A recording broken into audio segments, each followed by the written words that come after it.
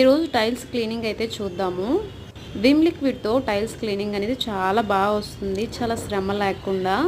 ఒక ఖాళీ బౌల్ తీసుకొని విమ్ లిక్విడ్ వేసుకొని ఒక గ్లాస్ వాటర్ వేసుకొని కలుపుకొని ఖాళీ డబ్బాలో వేసుకొని ఉంచండి. నా దగ్గర అయితే విమ్ లిక్విడ్ బాటిల్ ఖాళీదైతే ఉంది, నేనైతే అందులో వేసి ఉంచుకుంటున్నాను. ఆ టైల్స్ అయితే క్లీన్ చేయకముందు ఈ విధంగా ఉన్నాయి, క్లీన్ చేసిన తర్వాత ఏ విధంగా ఉన్నాయని మరొకసారి మనం చూద్దాము. మన దగ్గర గిన్నెలు తోముకునే పీచులు ఉంటాయి కదా, అవి బాగా వాడేసిన తర్వాత పడేయకుండా ఇలా ఒక టైల్స్ క్లీనింగ్ అనేది పెట్టుకుంటే చాలా బాగా ఉపయోగపడుతుంది. దీనికంటూ సపరేట్గా ఏ పీసు అవసరమే లేదు.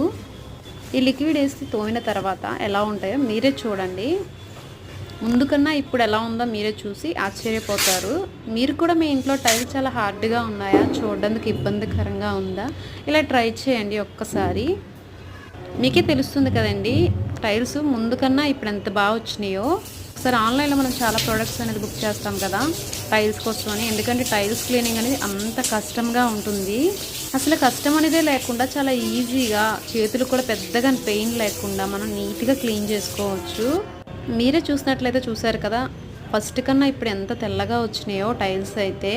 మీరు కూడా తప్పకుండా ట్రై చేయండి, చాలా బాగా ఉపయోగపడుతుంది. ఈ వీడియో మీ అందరికీ ఉపయోగపడుతుందని నేను అనుకుంటున్నాను.